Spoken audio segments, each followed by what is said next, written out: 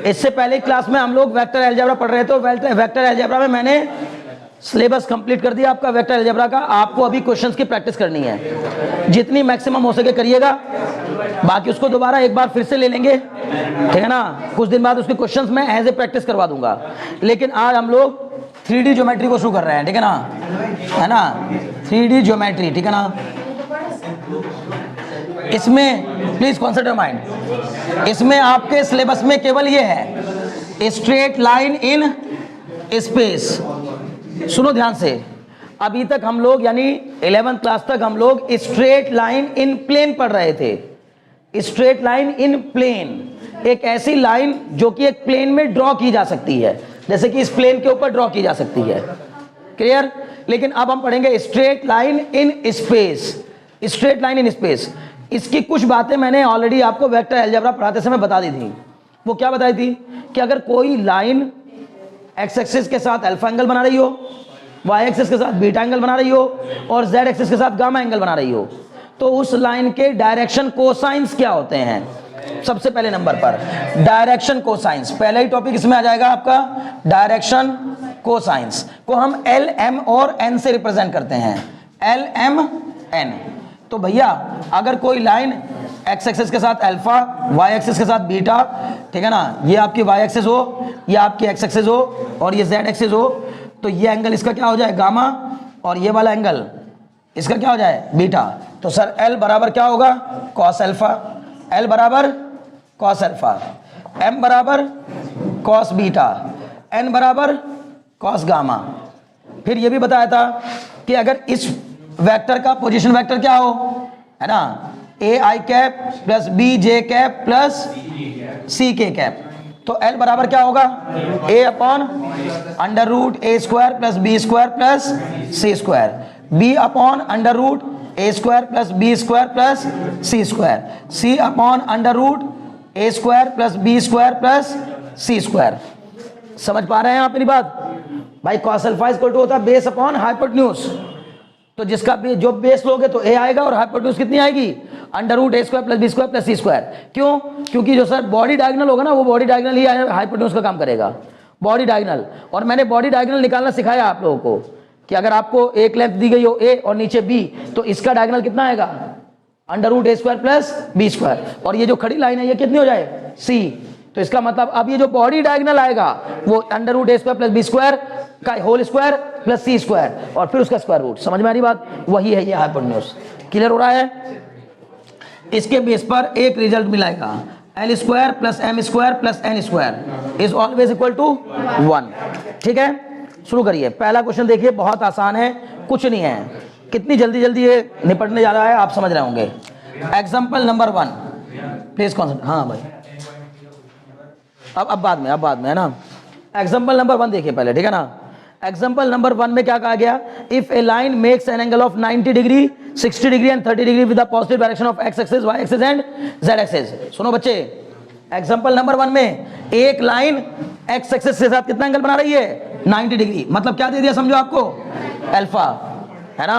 Y axis के साथ कितना एंगल बना रही है 60 डिग्री, मतलब क्या दे दिया आपको बीटा, ठीक है ना। ये ले लो, ठीक है, चाहिए तो। तीसरा गामा कितना दिया है, जेड एक्सिस के साथ कितना एंगल बना रही है 30 डिग्री। अल्फा मिल गया, बीटा मिल गया, गामा मिल गया।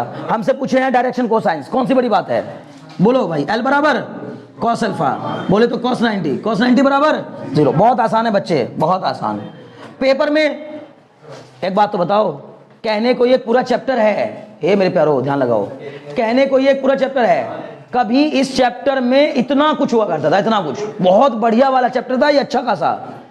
प्लेन भी था, प्लेन इसमें, और प्लेन बहुत अपने आप में बच्चों को थका देने वाला चैप्टर था। प्लेन हटा दिया, समझ में आ रही बात ना।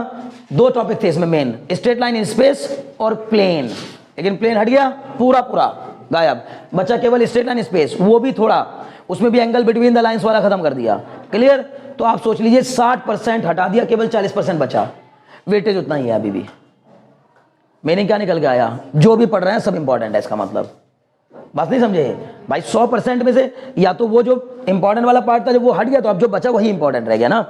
ठीक है, तो अब देखो एल बराबर कॉस अल्फा मतलब 0, एम बराबर कॉस बीटा मतलब कितना cos 60 मतलब कितना 1/2, n बराबर cos गामा मतलब कितना cos 30 बराबर कितना √3/2। ठीक है, लो बताओ क्या L² M² और N² 1 आ रहा है? चेक करके बताओ। L² + M² + N² 1 के इक्वल आ रहा है? सर 0 का स्क्वायर प्लस इसका करेंगे 1/4, इसका करेंगे √3/2 का स्क्वायर 3/4, 1/4 + 3/4 4/4, 4/4 मतलब 1 आ गया सर 1। बोलो बात समझ में आ रही कि नहीं? बहुत अच्छे। नेक्स्ट देखो एग्जांपल नंबर 2, कुछ नहीं है इन क्वेश्चंस में, ठीक है ना, बहुत आसान है। इसने कहा if a line has direction ratios, बच्चे ये जो ABC होते हैं ये क्या होते हैं? Direction ratios. ABC क्या होते हैं? Direction ratios. तो उसने कहा एक लाइन के डायरेक्शन रेशियोज हैं क्या 2, -1, मतलब D रेशियोज दे रखे हैं भाई 2, -1 और 2 दिया शायद, नहीं -2, 2, -1, -2। आपसे पूछा क्या है? समझो A कितना दे दिया 2, B कितना दे दिया -1, C कितना दे दिया -2, और आपसे पूछा क्या है L = क्या होगा, मतलब डायरेक्शन कोसाइंस पूछे हैं। करिए, कर पाओगे? कितना आसान है यार डायरेक्शन कोसाइंस बताने हैं, ठीक है ना, सिर्फ डायरेक्शन कोसाइंस बताने हैं, देखकर ही आसानी से समझ में आ रहा है क्वेश्चन। ठीक, L निकालना होगा तो ये रहा फॉर्मूला, ये रहा A/√A² + B² + C², मतलब 2 का स्क्वायर प्लस ऑफ -1 का स्क्वायर प्लस ऑफ -2 का स्क्वायर, और A कितना लोगे 2, तो L बराबर कितना आया होगा 2 बच्चे 4, 4, 5, 9 आ गया ना, और 9 का मतलब ये हो जाएगा 2/3। M बताओ, अब सर ये 3 निकालने की जरूरत नहीं बार बार, M बराबर -1/3, N बराबर -2/3, खत्म बात। समझ गए? कितना मुश्किल लग रहा है देखो, है ना, कितना मुश्किल लग रहा होगा। पलक समझ में आ रहा है तुम्हें? प्रेरणा तुम्हें समझ में आ रहा है ना? ठीक है, बहुत बढ़िया, बस इतना ही हो जाए तो मज़ा आ जाए। ठीक है, चलो जी एग्जाम्पल नंबर 3 देखते हैं। एग्जाम्पल नंबर 3 में क्या कहा गया है? Find the direction cosines of the line passing through the 2 points. ठीक है ना, डायरेक्शन कोसाइंस पूछे हैं पासिंग थ्रू द 2 पॉइंट्स। बहुत बढ़िया काम की बात, सुनिए भाई, ध्यान लगाओ। हमें एक पॉइंट दिया हम लोगों को क्या -2, 4, 5, -2, 4, 5, और एक पॉइंट के कोऑर्डिनेट दिए हमें क्या 1, 2, 3। मुकुल बताओ, उसने पूछा इन 2 पॉइंट से पास होने वाली लाइन के डायरेक्शन कोसाइंस। तो पहली बात तो आप इन दोनों को मिलता हुआ वेक्टर बना लीजिए। उस वेक्टर के जो ABC होंगे वो डायरेक्शन रेशियोज होंगे, उनके हेल्प से क्या बन जाएगा डायरेक्शन कोसाइंस। नहीं समझे? जरा मुझे बता दो PQ निकालना हो तो क्या करते थे आप? सर OQ - OP होता था ना सर, बना लेते हैं। पहले OQ बताओ कितना हो जाएगा, OP बताओ कितना हो जाएगा बच्चे, OP सर ये हो जाएगा -2i प्लस का 4j। नहीं समझ रहे हो? लव नहीं समझ में आ रहा है क्या? पक्का? बहुत अच्छे। क्या करेंगे -2i प्लस का 4j प्लस का 5k। OQ कितना जाएगा sir i plus 2j plus 3k। हो गया। अब जल्दी से OQ - OP करके कितना आया? ये -5 है, ओके -5। चलो तो यहाँ पर -5 हो जाएगा, ठीक है। अब बताओ भाई OQ - OP, I - of -2i, बताओ love, I - of -2i 3i plus का 3i, ठीक है। 2j - 4j माइनस का 2j, 3k - of -5k। शगुन कहाँ है? शगुन इसमें से घटाओ +2, पिटाई कर दूंगा। बहुत बुरी बात, मैं सोच रहा हूं इसमें कुछ है ही नहीं, तुम इसमें भी गलतियां करोगे तो बहुत बुरी बात होगी, है ठीक है ना। क्या होगा 8k आ गया। अब बताओ A कितना हुआ बच्ची बोलो? A कितना 3, B कितना -2, C कितना 8, L M N बताओ जल्दी से, L M और N बताइए। बहुत अच्छे। L आएगा 3/√77, M आएगा -2/√77 और N आएगा 8/√77। सीधे फॉर्मूला लगा दोगे आंसर आ जाएंगे, ठीक है ना। मन समझ में आ रहा है ना? हाँ, डायरेक्शन कोसाइंस हमें बताते यही है कि कोई वेक्टर एक्सिस के साथ कितना एंगल बना रहा है, ठीक है ना। भाई हमने मान लो, अभी बताता हूं, ध्यान दो, ध्यान सुनो, ये क्या है, ये है ओरिजिन, ये है एक्स एक्सिस, ये है वाई एक्सिस, और ये खड़ी वाली क्या है, जेड एक्सिस। क्लियर। अब स्ट्रेट लाइन इन स्पेस, तो ये लाइन ऐसे नहीं बनेगी, ऐसे नहीं, तो ऐसे बनेगी कुछ कहीं हवा में, ऐसे कोई लाइन हो, ऐसे कोई लाइन हो, ऐसे कोई लाइन हो, ऐसे कोई लाइन हो, ऐसे कोई लाइन हो, मतलब इस कमरे के अंदर कोई भी लाइन। क्लियर। अब मान लीजिए कि वो लाइन कुछ ऐसे है, ऐसे, तो ये लाइन एक्स एक्सिस से कितना एंगल बना रही है, उसके साथ उसका कोसाइन क्या होगा, वाई एक्सिस से कितना एंगल बना रही है, और जो जेड वाली एक्सिस है उससे कितना एंगल बना रही है, वो है डायरेक्शन कोसाइंस। मतलब एक ही वेक्टर के, कुल मिला के इससे पहले हमने पढ़ा है, जब एक प्लेन में हम किसी एक वेक्टर को लेते थे तो उसके दो कंपोनेंट किया करते थे। अब इसके यहाँ ये कह रहा है कि दो तीन कंपोनेंट हो जाएंगे, कोसाइन वाला एंगल ये हो गया, समझ में आएगी बात ना। वो जो तीन कंपोनेंट होंगे वही तीन कंपोनेंट एबीसी हैं। वो तीन कंपोनेंट क्या हैं, एबीसी। ए बराबर क्या हो जाएगा,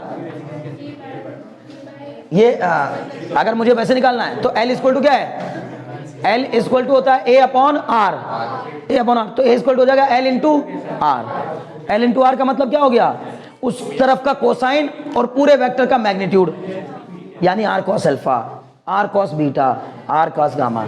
समझ गए ना, बहुत अच्छे हो जाएगा। एल एम एन निकल आएंगे इसके, यही फॉर्मूला लगाना है ना, a upon under root a square plus b square plus c square. चलो जी एग्जांपल नंबर 4 पे आ जाओ जल्दी से। एग्जांपल नंबर 4 में कहा गया है find the direction cosines of X Y and Z axis. ये क्वेश्चन पेपर में आएगा, लिख लीजिए, ठीक है ना, ठीक है। वो पूछेगा find the direction cosines of, सुनो बच्चों, ये क्वेश्चन पेपर 1 नंबर में आ रहा है पक्का, चांस है पूरे पूरे 1 नंबर में पूछ लेगा। Find the direction cosines of X Y and Z axis. बताओ एक्स एक्सिस के डायरेक्शन कोसाइंस, एक्स एक्सिस के डायरेक्शन कोसाइंस। तो भाई एक्स एक्सिस भी तो अपने आप में एक लाइन है, तो वो एक्स एक्सिस के साथ कितना एंगल बना रही है, 0। तो इसका मतलब पहले मैं किसके निकाल रहा हूं, ध्यान दे लो बच्चे, मैंने कहा ये पेपर में आएगा question, direction cosines of X axis. अगर मैं एक्स एक्सिस के डायरेक्शन कोसाइंस निकाल रहा हूं तो अल्फा बताओ कितना होगा, 0, बीटा बताओ 90, और गामा बताओ 90। नहीं समझे, क्यों भाई, एक्स एक्सिस वाई के साथ कितना एंगल बनाती है, 90 डिग्री। एक्स एक्सिस जेड के साथ कितना एंगल बनाती है, 90। तो कोई भी लाइन एक्स के साथ जो एंगल बनाए वो अल्फा होता है, कोई भी लाइन वाई के साथ जो एंगल बनाए वो बीटा होता है, और कोई भी लाइन जेड एक्सिस के साथ जो एंगल बनाए वो गामा होता है। क्लियर। तो एक्स एक्सिस अपने ही साथ कितना एंगल बनाएगी, 0। तो इसका मतलब एल कितना हो गया बच्चे, cos 0, मतलब कितना 1। एम कितना हो गया, cos 90, मतलब कितना 0। एन कितना हो गया, cos 90 फिर से 0। cos 90 की वैल्यू 0। समझ में आ रहा है ना, क्लियर। तो इसके डायरेक्शन कोसाइंस क्या हो जाएंगे, 1 0 0। बताओ वाई एक्सिस के 0 1 0, नहीं समझे, 0 1 0। भाई वाई एक्सिस के लिए क्या हो जाएगा, वाई एक्सिस के लिए अल्फा 90 हो जाएगा, बीटा 0 हो जाएगा, गामा 90 हो जाएगा। तो इसके कोसाइन आएंगे 0 1 0 1 0। समझ गए। जेड एक्सिस के लिए क्या हो जाएगा, सगुन प्रेरणा समझ में आ रहा है ना, पक्का। निशा तुम्हें कोई दिक्कत हो रही है, पक्का, ठीक। जेड एक्सिस के लिए अल्फा कितना 0, नहीं अल्फा 90 और बीटा 90 और गामा 0। तो इसका मतलब सर इसके आएंगे 0 0 1, खत्म बात। एक्स एक्सिस के डायरेक्शन को साइंस 1 0 0, वाई के 0 1 0 और जेड के 0 0 1, खत्म। एग्जाम्पल नंबर 5 पे आ जाइए। एग्जाम्पल नंबर 5, इसने बोला इसमें क्या, show that the points are collinear. हमें प्रूफ करना है कि ये पॉइंट्स क्या हैं, कोलिनियर हैं, ठीक है ना। देखिए अगर ध्यान सुनना, अब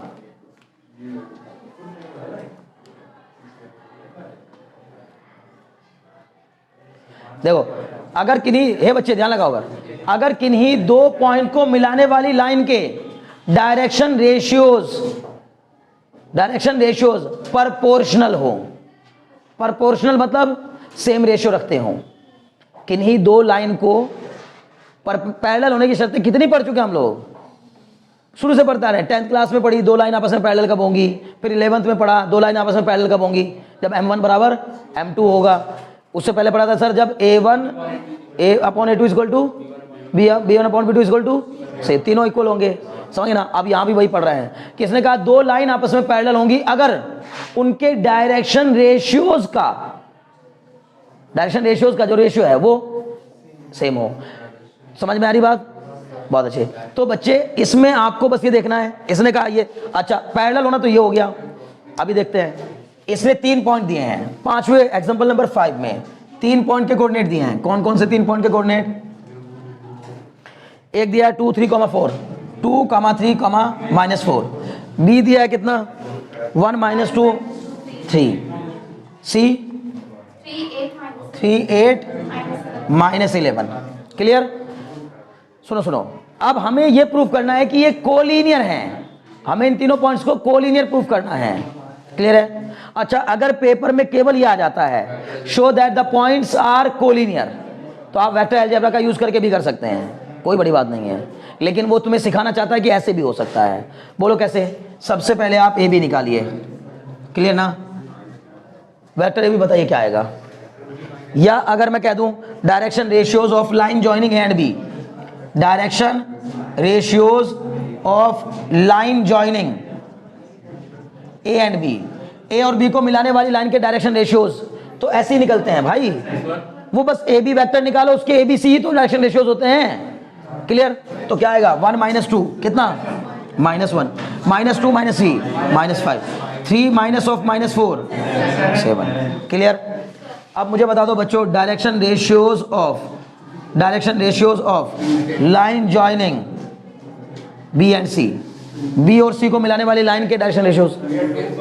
सर बी और सी में ये हो जाएगा 3 -1 2 8, ये हो जाएगा 10 और ये हो जाएगा कितना -14। जरा इसका रेशियो बताओ। ये हो गया आपका A1 B1 C1, ये हो गया आपका A2 B2 C2।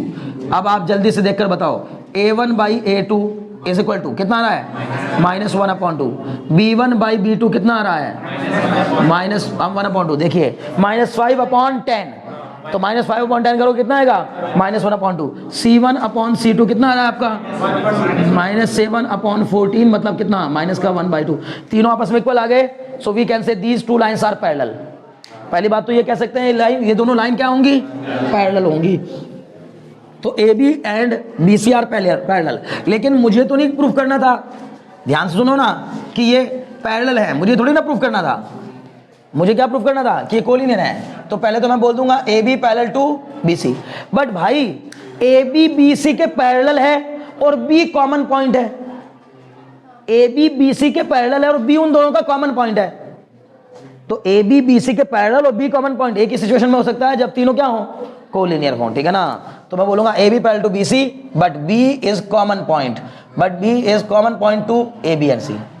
B is common point. ठीक है ना? ये कॉमन पॉइंट है, common point of A B and A C, A B and B C, sorry A B और बी सी का क्या है ये common point. Hence A comma B comma C are collinear. समझ गए?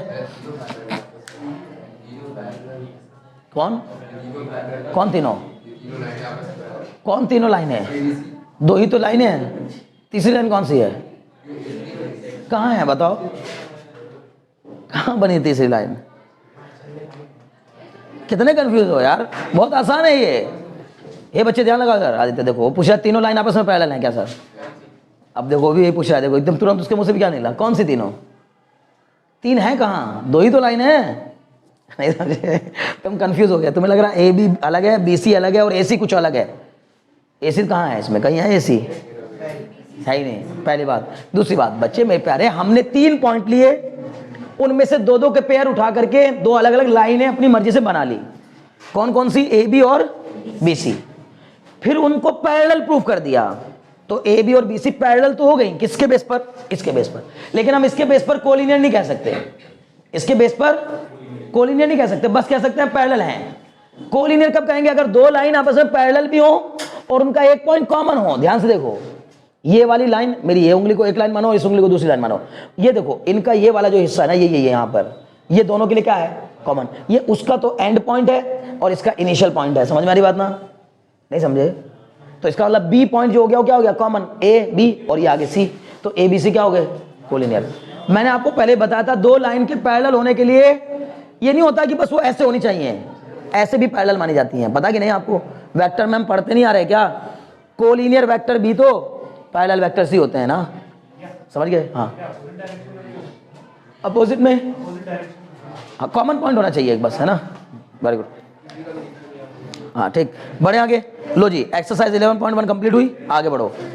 ठीक है, equation of line in space, equation of line in space. चलिए ये होते ही काम समझिए आपका तमाम हो जाएगा, इसमें कुछ बचा नहीं। हाँ शॉर्ट डिस्टेंस भी आ जाएगी, घबराओ मत, सब हो जाएगा। अब जब शुरू हो गया तो खत्म भी हो ही जाएगा, ठीक है ना? लिखिए equation of line in space, सुनो heading, equation of line in space. पहले ध्यान सुनो, एक ऐसी लाइन की इक्वेशन, जान दो उसको, है ना? सुनो भाई, सुनो बस बात ना करो भाई, ध्यान दो। क्या हमने इससे पहले 11th क्लास में लाइन की इक्वेशंस पढ़ी हैं? हाँ पढ़ी हैं।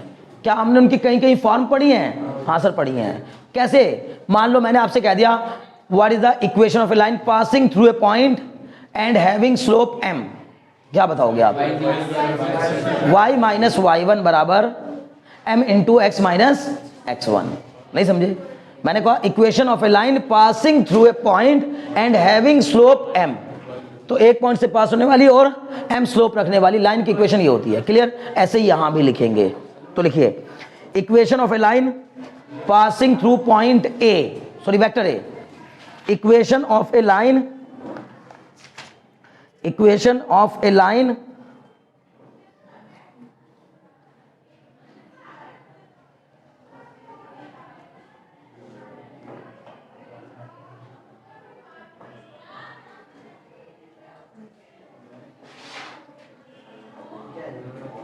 Passing through a point, passing through, देखिए equation of line passing through a given point and parallel to a given vector. Equation of line passing through a given point, equation of a line passing through a given point and parallel to a vector. वहां पर भी तो हमने ऐसे पढ़ा था, equation of line passing through a given point and having slope m। अब यहां क्या कह रहा है? Equation of a line passing through a given point and parallel to a vector. मतलब मान लीजिए कि कोई एक लाइन है, ध्यान सुनिएगा, ये है लाइन इन स्पेस, हालांकि मैंने इसको प्लेन पे बना दिया, लेकिन आप ऐसा समझ लो कि ये कोई ऐसी लाइन जा रही है स्पेस में, ठीक है? तो ये लाइन जो है वो कहां से पास हो रही है? ध्यान सुनो भाई, जिस पॉइंट से पास हो रही है, ये पॉइंट ए से पास हो रही है। किससे पास हो रही है? पॉइंट ए से। उस पॉइंट का पोजीशन वेक्टर कितना है?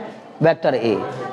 इस चैप्टर में दो, मतलब सॉरी, हर एक बार दो दो इक्वेशन बनेंगी, एक कौन सी?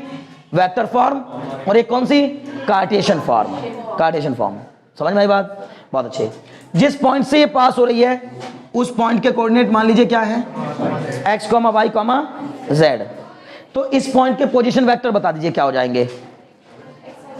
x मत बोलो, सॉरी x नहीं, x1 बोलिए, x1 y1 और z1 का हो। क्यों भाई? क्योंकि x y z तो वेरिएबल होते हैं, समझ गए ना? x1 y1 z1 क्या हो गया? फिक्स। यार देखो ऐसा ना करो कि मैं जल्दी बनाने के चक्कर में आप लोग को चीजें कम समझ में आए। आप मुझे बता देना अगर दिक्कत आ रही हो तो। लेकिन यहां के बाद से, इससे पहले जो 5 एग्जांपल आपने समझे उनको समझकर ये मत समझ लेना कि आपको आ गया सब। उठा ही नहीं, कुछ ना भी बताता तो भी कर लेते तुम वो क्वेश्चंस। क्लियर? लेकिन अब यहां से समझना शुरू करो। एक ऐसी लाइन जो कि पॉइंट ए से पास हो रही है, सर वो जिस पॉइंट से पास हो रही है उसके coordinate x1, y1, z1। Sir उस पॉइंट का position vector, vector a, x1 i cap, x1 i cap, y1 j cap, z1 k cap. Clear? दोनों चीजें एक साथ बता रहा हूं। कोऑर्डिनेट फॉर्म में करेंगे तो x1 y1 z1, vector form में लेंगे x1 i cap plus y1 j cap plus z1 k cap. Clear? बहुत अच्छे। ए पॉइंट से पास होने वाली एक वेक्टर, वेक्टर बी के पैरेलल, एक वेक्टर, वेक्टर बी के पैरेलल। इस वेक्टर बी का vector equation a i cap plus b j cap plus c k cap. बोले तो इस वेक्टर के जो कोफिशिएंट्स होंगे वो हो जाएंगे डायरेक्शन रेशियोज, उनके पैरेलल है। समझ में आ रही बात? तो इसकी दो फॉर्म बनेंगी। कौन कौन सी दो? Vector form. बार बार कह रहा हूं, जितना प्यार से समझा रहा हूं उतना ही समझ लेना। एक क्वेश्चन नहीं बचेगा, एक भी क्वेश्चन। अगर आपने इसको समझ लिया तो क्वेश्चन नहीं बचेंगे। फिर ये नहीं समझ पाए तो मैं 20 क्वेश्चन पे करा दूंगा, आप बार बार कहते रहेंगे सर ये समझ नहीं हो रहा, ये नहीं हो रहा, ये गलत आ गया, वो गलत आ गया। क्या समझाने की कोशिश की जा रही है? एक ऐसी लाइन की इक्वेशन जो कि किसी एक पर्टिकुलर पॉइंट से पास हो रही हो और किसी दूसरे वेक्टर के पैरेलल हो। क्लियर? तो अगर इसी के हमें बनानी है Cartesian form, sorry vector form, तो वेक्टर फॉर्म होगी vector are is equal to vector A plus lambda times of vector B. खत्म। लैम्डा क्या है इसमें? कांस्टेंट, कोई भी एक आर्बिट्रेरी कांस्टेंट। वेक्टर आर क्या है सर इसमें? वेरिएबल। कौन से वाले वेरिएबल? हमेशा वेक्टर आर किसके इक्वल होगा? एक्स आई कैप प्लस वाई जे कैप प्लस जेड के कैप। मतलब भाई एक बात तो बताओ, जब हम 11th क्लास में क्वेश्चंस किया करते थे तो लाइन की इक्वेशन बनाते समय एक्स वाई आया करते थे ना क्वेश्चन में, तो अभी भी तो एक्स वाई का आना जरूरी है ना। तो ये एक्स वाई और जेड इसके अंदर छिपे हुए हैं। वेक्टर फॉर्म में पूछेगा कोई समस्या नहीं है, सीधे आंसर। क्या सर? जो वेक्टर ए दे रखा होगा वो vector A plus lambda times of vector B. Clear है ना? बहुत अच्छे, एक मिनट हो जाओ भाई, है ना। तो भाई एक ऐसे वेक्टर की इक्वेशन जो कि किसी एक पर्टिकुलर पॉइंट से पास हो रहा है और इसके पैरेलल हो। अभी आप मुझसे कहेंगे सर इसमें कुछ और समझा दे, मैं कुछ नहीं समझा पाऊंगा। क्वेश्चन दूंगा तुरंत हो जाएगा क्वेश्चन। बोलो कैसे? वो ऐसे कहेगा, find the vector equation of a line passing through a point 3i cap plus 2j cap plus 6k cap. बताओ ये कहां रखोगे? एक ही जगह पर, एक ही जगह पर 3i cap plus 2j cap plus 6k cap and parallel to an another vector 2i cap plus 3j cap plus 6k cap. B की जगह पर रख दोगे, लैम्डा की फॉर्म में छोड़ दोगे, खत्म। कुछ नहीं करना है। जब तक वो कहे ना आपसे कि लैम्डा को एलिमिनेट कर दो तब तक नहीं करना है। समझ गए ना? लैम्डा आर्बिट्रेरी कांस्टेंट है, कोई भी एक कांस्टेंट। कारण समझो ना, उसने कहा मैं लैम्डा क्यों लाए भाई? अगर कोई लाइन इसके पैरेलल है तो इसके पैरेलल सैकड़ों लाइन हो सकती हैं। कैसे? सिर्फ ये कोएफिशिएंट बदलते चल जाओ। A i cap plus b j cap plus c k cap के जो पैरेलल होगी वो 2a cap plus 2ai 2bj 2ck के भी पैरेलल होगी। वो 3ai 3bj 3ck की भी पैरेलल होगी। नहीं समझे? तो वो जो लैम्डा मैंने यहां पर लिया है वो इसके लिए लिया है। मतलब ये लैम्डा हो सकता है कि कांस्टेंट भी कॉमन लेकर के बाहर आ जाए। समझ गए ना मेरी बात? जो लाइन किसी एक वेक्टर के पैरेलल है तो वो समझो इनफाइनाइट लाइंस के पैरेलल हो सकती है भाई, उसके पैरेलल और बहुत सी लाइनें बन सकती है ना, इसलिए एक आर्बिट्रेरी कांस्टेंट लैम्डा लिया गया है। क्लियर? अगर वो स्पेसिफिक लाइन होगी तो लैम्डा एलिमिनेट हो जाएगा, करवाएगा वो आपसे बार बार करवाएगा भी, ठीक है ना। अगर कुछ ऐसा होगा तो बताएंगे, क्वेश्चन करने पर समझ में आएगा। ओके जी, ये हो गई वेक्टर फॉर्म। दूसरा कार्टेशियन फॉर्म। कार्टेशियन फॉर्म, तो भाई कार्टेशियन फॉर्म क्या हो जाएगी? x माइनस x1 अपॉन ए। सुनो बच्चों ध्यान लगाओ, x माइनस x1 अपॉन ए मतलब क्या? x तो वो जो मुझे चाहिए पे, वो तो मेरे आंसर में ही आएगा। x तो x1 ये, a ये, समझ गए? x minus x1 upon a is equal to y minus y1 upon b. y1 ये, b ये, is equal to z minus z1 upon c बराबर लैम्डा भी कह सकते हो। नहीं समझे? यही लैम्डा के इक्वल हो जाएगा। क्लियर है? अभी को डाउट है? तीन रेशियो जब भी कभी आपस में इक्वल होते हैं तो वो किसी भी एक नंबर के इक्वल माने जा सकते हैं। समझ में बात ना? तीन रेशियो जब भी आपस में इक्वल हो तो उनको किसी कॉमन नंबर के इक्वल मान सकते हैं या कॉमन रेशियो के इक्वल मान सकते हैं। क्लियर? क्या चीज? नहीं, कोई प्रूविंग नहीं है यार, सीधे काम करो। ठीक है, बढ़िए। आप बढ़ो आगे। एग्जाम्पल नंबर 6 इसी के बेस पर है भाई, प्लीज कॉन्सेंट्रेट। एग्जाम्पल नंबर 6 सुनो, ये लड़के बात ना करो। इसने क्या कहा? Find the vector and Cartesian equation of a line. Find the vector and Cartesian equation of a line through the point. Point दे दिया है, पॉइंट दे दिया है तो मतलब ए दे दिया है। थ्रू द पॉइंट कहां से पास हो रही है? 5, 2, -4।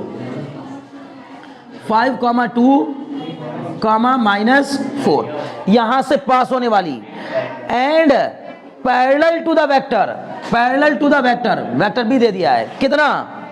3i cap plus 2j cap, 3i cap plus 2j cap minus 8k। नहीं समझे बात? इस पॉइंट से पास हो रही है, इसके पैरेलल है, मैं नहीं बताऊंगा बिल्कुल भी। मुझे तुरंत आप पहले इसकी वेक्टर फॉर्म बताइए और फिर कार्टेशियन फॉर्म बताइए, जल्दी करिए ताकि आपको क्वेश्चन समझ में आ जाए।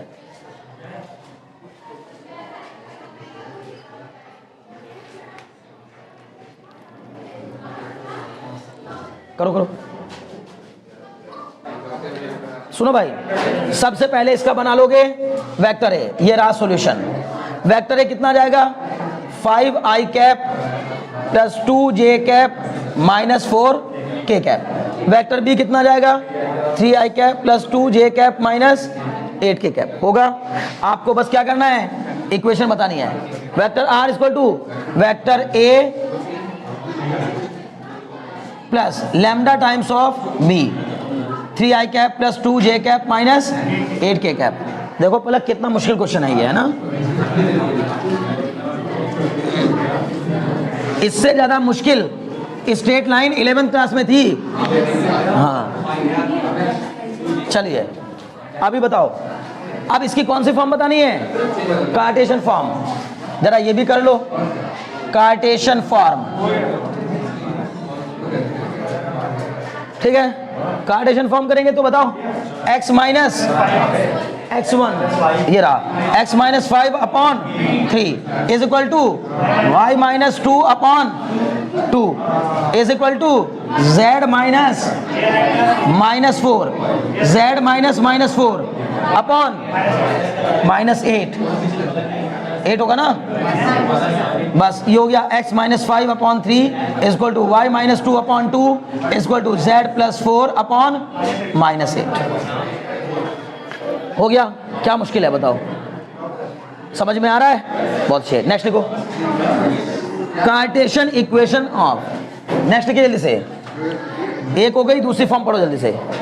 Equation of a line passing through two given points, equation of a line passing through two given points,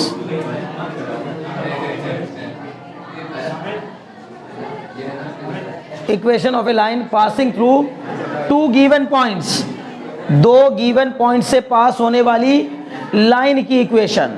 क्या करोगे बताओ, equation of line passing through two given points, vector are is equal to, अच्छा नहीं पहले diagram बना के दिखा देता हूं। मान लीजिए कि ये लाइन है, भाई ध्यान दो, मान ध्यान दो, ये लाइन है, ये लाइन किन दो पॉइंट से पास हो रही है, ए और बी से।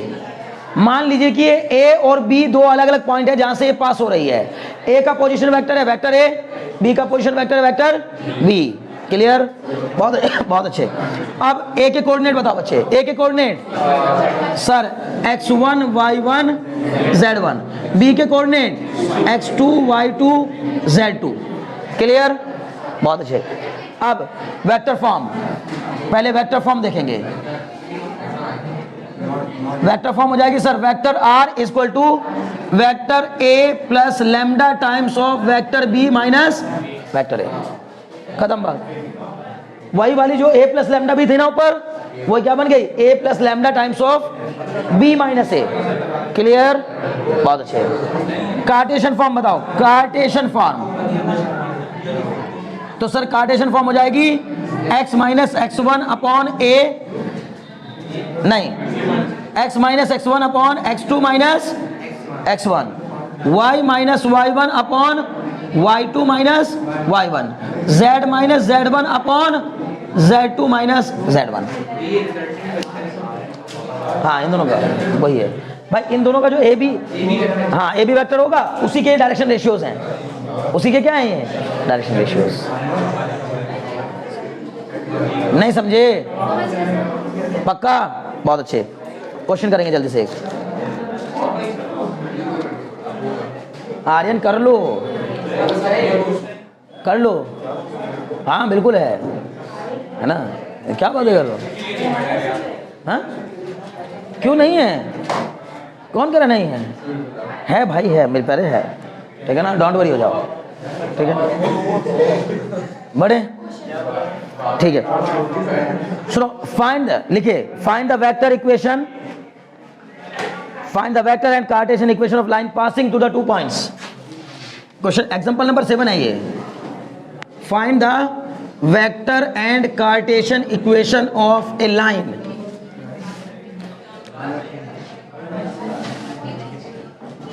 Find equation. चलो जी, कहां से, किन दो पॉइंट से पास हो रही है? Find the vector equation for the line passing through the point -1, 0, 2 और दूसरे पॉइंट के कोऑर्डिनेट दिए गए हैं 3, 4, 6। उसने कहा इन दो पॉइंट से पास होने वाली लाइन की वेक्टर इक्वेशन और कार्टेशियन इक्वेशन मुझे दोनों बताइए। उसने तो हालांकि हमसे केवल क्या पूछी है? वेक्टर इक्वेशन, लेकिन मैं आपसे दोनों पूछ रहा हूं, vector equation as well as Cartesian equation. एक मिनट,